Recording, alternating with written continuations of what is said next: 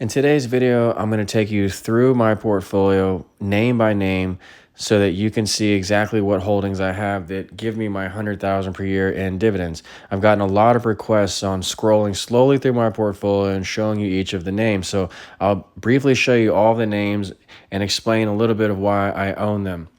So yes, we earn over 100,000 per year in dividends, and in this channel we also use margin. I use every dollar that you get in a brokerage account, you get times 4 your money. So I use that times 4 called margin purchasing power, to get a little bit of extra dividends per month. So yes, this income that I make, this 100,000, is off of my $360,000 account, but I also use this margin purchasing power. I use about 250 grand in margin to get this extra income. And margin does not show up on a credit report, so it's not bad debt. I can click sell at any time. Whenever the market's dicey, I just sell the names. It's not a problem. My performance and value, you can see it checks out. We're up 14% for the year. The Dow's down 0.5%. The S&P is up 6%, and the Nasdaq is up 17%.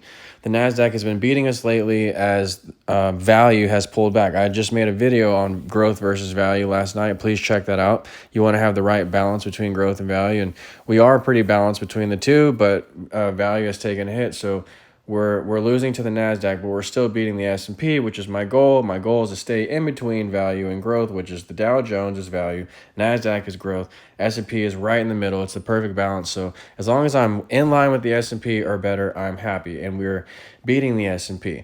That's because we tie our investments to these indexes. Now, we also use margin here to qualify for income to banks. Regular trading does not pay you reliably, and that's why banks don't take traders' money. Plus 90% of traders lose over time. So all the channels that you see on YouTube that have trading strategies and stuff, maybe they win short term, but long term 90% of traders lose. And again, even when you win, it doesn't qualify to banks. They won't take stock money, they take dividend money. Believe me, I tried.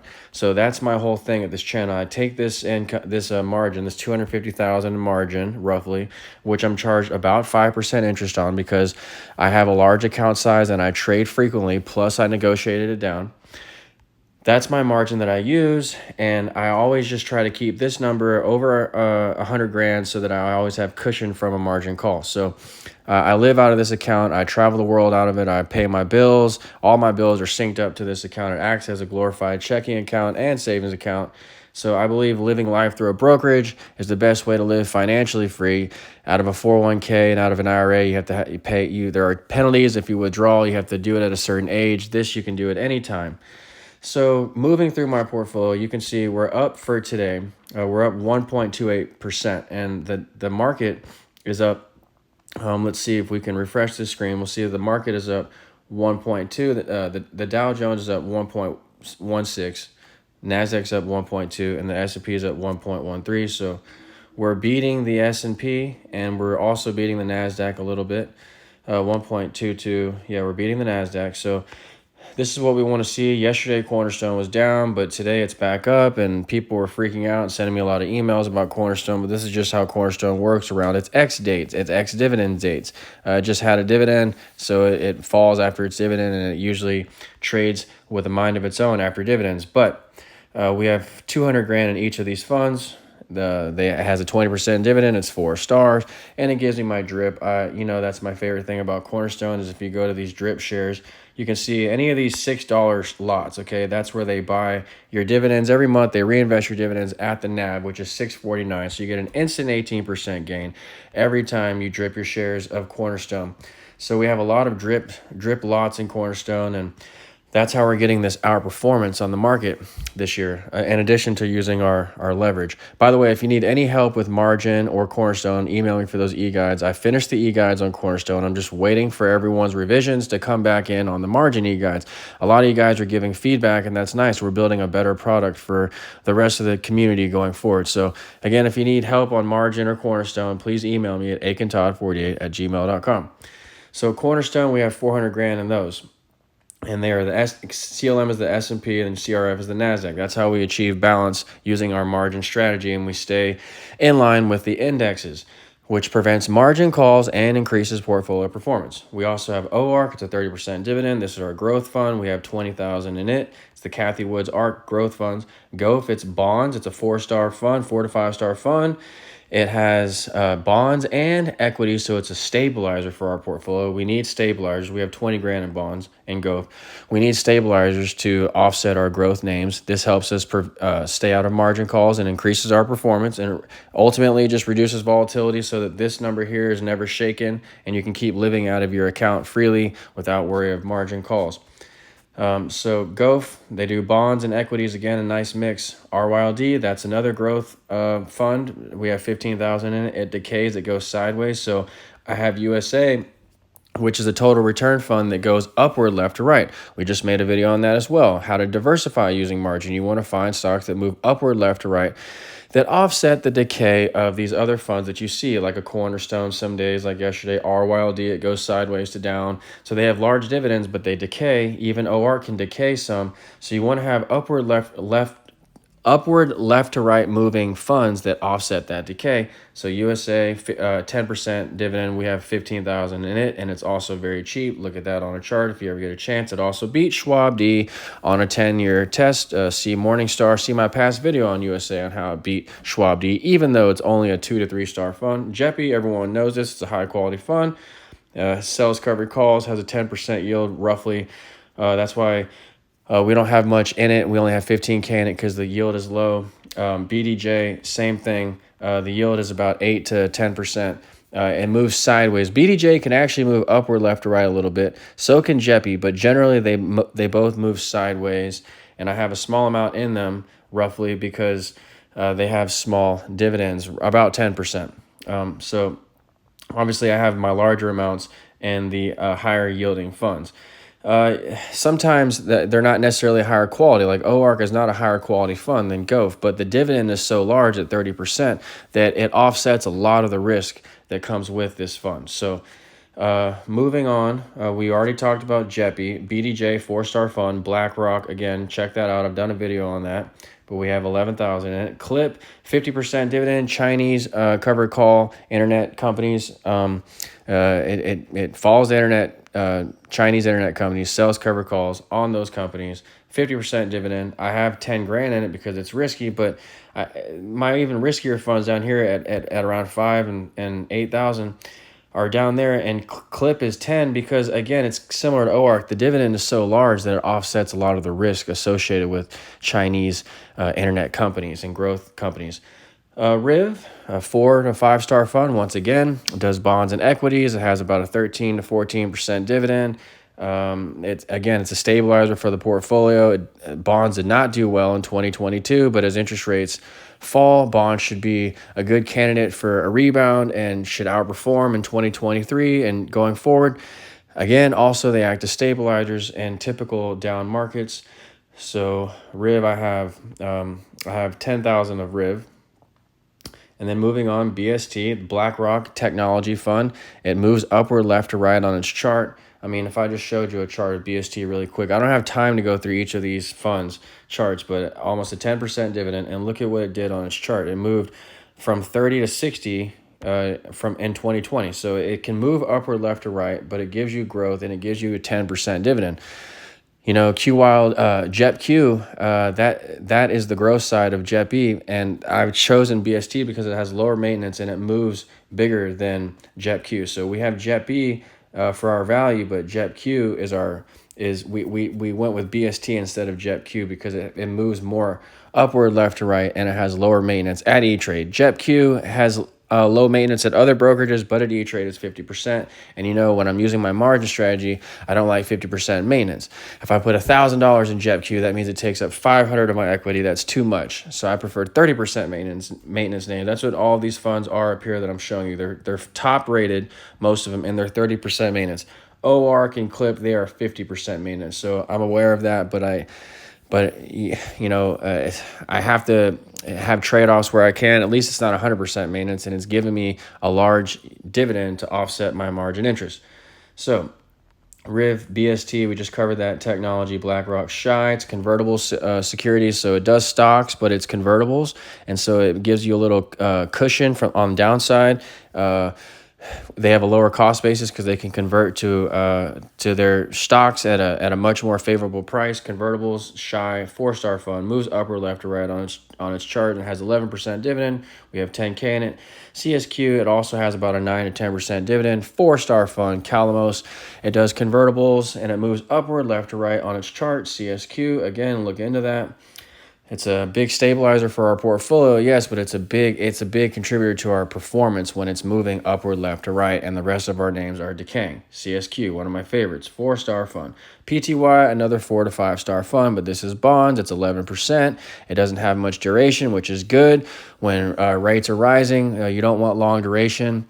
It does corporate bonds, so it has duration right in the middle of it's got medium length duration. That's a good sweet spot to be in. 11%, a stabilizer to the portfolio, but also can move upward, left, or right when you get it at its lows. I would show you the chart, but just go check that out because we have so many more names to get to. So I keep 10,000 in PTY.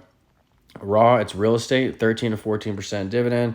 I keep 9K in it because it's not the highest quality, but you need real estate exposure.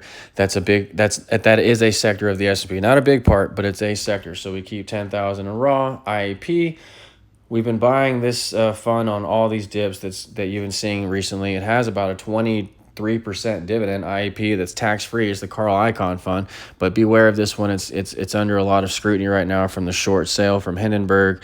But he's defending his dividend, Carl Icahn, and he just announced a buyback. So, and we just made a video on that. So I've been adding to shares of IEP. That's been increasing my dividend. It also has a 30% maintenance. Tesla, a 40% dividend, up 3% today. I added to it yesterday. I wanted to make a video on it. I just added 500. I wanted to make a video, but I don't want y'all to think that I'm clickbaiting or being spammy just to get views. So I'm not going to just reach and make a video on Tesla, even though it gets a lot of views, just to get views. I'm trying to keep my credibility at this channel. I'm trying to do things differently at this channel. So Tesla, it's risky. We keep about 10K in it. We're going to get it up to 10K. See our past video on Tesla, but we keep our allocations in check here. We look at the allocations from the NASDAQ, which is Tesla is about 3 to 5% of. So we make sure that Tesla is no more than 3 to 5% of our own portfolio. OP, it does bonds. It has high yield. It's about 13 to 15% yield. It's a low quality fund on Morningstar, but you need bonds and I need high yield. So there it is. I have some OP there for its high yield. Not my favorite fund. ZTR, also not my favorite fund. It's a low rated fund, but it has a 15% yield. It's like OP. It's not going to do great on a chart and it's going to decay. However, if you hold it long enough, it will cash flow and pay for itself. So that's what I do on this channel. I let dividends cash flow themselves. I never worry about market risk and the market falling because I'm only after dividends. And as long as that all happens, then my margin gets paid back and I stay out of a margin call. See, we earn $100,000 a year in dividends, and this debt that we have of $250,000 will be paid off in less than 3 years. So that's all that I care about. I don't care about anything else, market gains, up or down. I just care about the dividends cash flowing themselves, the holdings cash flowing themselves with their dividends, and then it paying back my margin so I live financially free. That's all I care about. So where are we at? We were just at ZTR. Now Yuan, it's volatile, it's commodities. It has a 30% dividend though, so I have a small amount in this. Carl Icahn also owns a large stake in this. Devon, 3% dividend. I only like to have my stocks at 1,000, as you know, but I sold AMS a while back and it had a 10% yield. I needed to replace my energy 10% yield, so I replaced it with Devon. It's a top quality fund in the S&P 500. So however it goes, however Devon acts, I'm fine with, because we keep it at the same allocations as the S&P roughly. So as long as I'm following the S&P, I'm fine. I don't care what Devon does. And plus the 10% dividend will pay itself back over time. In 10 years, I'm paid back 10 times 10. FCO, that's foreign bonds, 15% yield. We keep 1,500 in that. PDI, same thing, bonds. It also has some real estate, 1,500 in this. It's about a 15% dividend. SDIV, and also another about 13 to 15% dividend, but super risky, super low quality, decays badly. It does emerging markets, so we keep a small amount in SDIV because it will cash flow itself over time as well. If I can put all my money behind high yield every dollar and it's acting as a foot soldier out there earning interest for me, then I'm going to get ahead. AGNC, real estate, ETF, foreign bonds, 15% dividends for both of these. So I keep them. I also keep them at about 1,500 at my allocations. They are risky, especially in a rising rate environment. Aptly, we only keep 1,000, and Aptly and Nvidia because they have not released their dividends yet. I can't wait to buy more of that because our income of 118,000 per year that you see will jump to about 125,000 per year.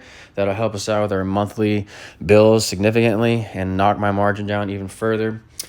Also, as long as we keep Aptly and Nvidia in check with the allocations of the Nasdaq, then we won't be overweight in our portfolio and won't be taking unnecessary risk, even though we're running margin.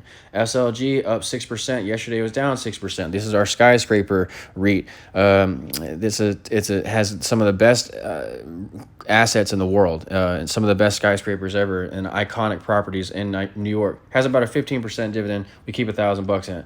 All these other funds down here are stocks, and we keep 1,000 in.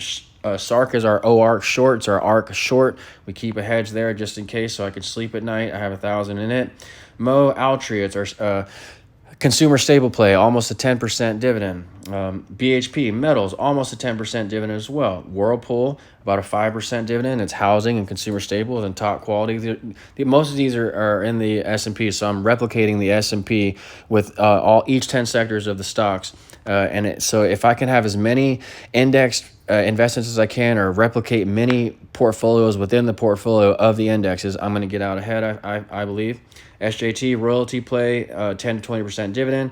Well, I love this fund, but it's 100% maintenance, and it's very volatile, so we only keep 500 in it. Yang, it's our short for clip and Yang. Okay, Yang again. It's our short for clip, and we have yen down here. So we made $2,000, $1,900 on this yen put, and I'm just hedging myself with Yang. Okay, that's also for clip above once again. Calmain Foods. It's going to cut the dividend. Beware of that. We're just in it to get more consumer staples exposure, and it's already pulled back 20%. So I'm averaging into that. I want to get it up to 1,000, even with the cut dividend. Again, I need consumer staples exposure, and one day that dividend will return again as profits return again for this egg maker. Because I don't want egg on my face for this company. A subscriber, a commenter just wrote about how he works at this company and they're cutting the dividend. I'm aware of that, and everyone on Seeking Alpha was aware of that too, but I'm, again, averaging into this one, and I'm just warning you ahead of time so that you know it's probably going to fall, but I'm averaging in. I don't put a lot of my money in it. I keep most of my money in the indexes, so I'm not even worried about this. Same for Goggle. All these other funds that you see below, Calm, Goggle, IPR, TSLS, SQQ, they're just shorts and small stocks that I keep a little bit of exposure to because they're somewhat exciting, and the dividends will cash flow the losses anyway. So, and they're not really worth talking about because I have such a minuscule amount in the sold puts option. The sold put side of my portfolio with all the options, I'll get into in another video. People were asking for more coverage on this side of my portfolio. I have a mini S&P and index portfolio replicated within these sold puts, and they pay me about $30,000 in premiums, which knock down my margin by about 30K. So very valuable how I sell these puts. They also add to more performance in the market. So that's how we get all of our performance. We tie everything to the indexes. We use a little bit of margin, but we also sell puts to get even more performance towards the indexes. So there you go. There are all of my stocks and funds in my portfolios. They change frequently, so be aware of that. But I've been getting so many requests on that, so I've sent you that. Again, if you need any help with margin or with how I play Cornerstone, please email me for those e-guides. And I think that's going to do it. Remember what we do with this channel. We're using our dividends, our 100,000 in dividends, to pay back our margin to be financially free. When I get this 100,000 per year in dividends, and I hold it for 3 years, do this for 3 years, then this will jump by 300,000 approximately, and my debt will be at zero. So my account will be at 660, but my debt will be at zero. Roughly speaking, in a perfect world, assuming I don't add any more debt or take some serious loss in between that time. But if I tie everything to the indexes, I won't take a serious loss. So, and again, all these dividends allow you to live financially free, not only through paying your own bills, but they qualify to banks for loans. So if you ever had to buy a house and you need to buy this house instead of working a job, because banks need pay stubs to buy a house to qualify for a house. Now you can just use these dividends to qualify for that house, or to buy a car, or travel the world, or go do whatever you want and pay your bills in. I do everything out of this account like I told you. So anyway, I think that'll do it for this video. Again, thanks for all the comments that you're giving me. Thanks for all the support. If you have any more questions, leave it in the comment section below or email me, and I'll talk to you soon. Thanks.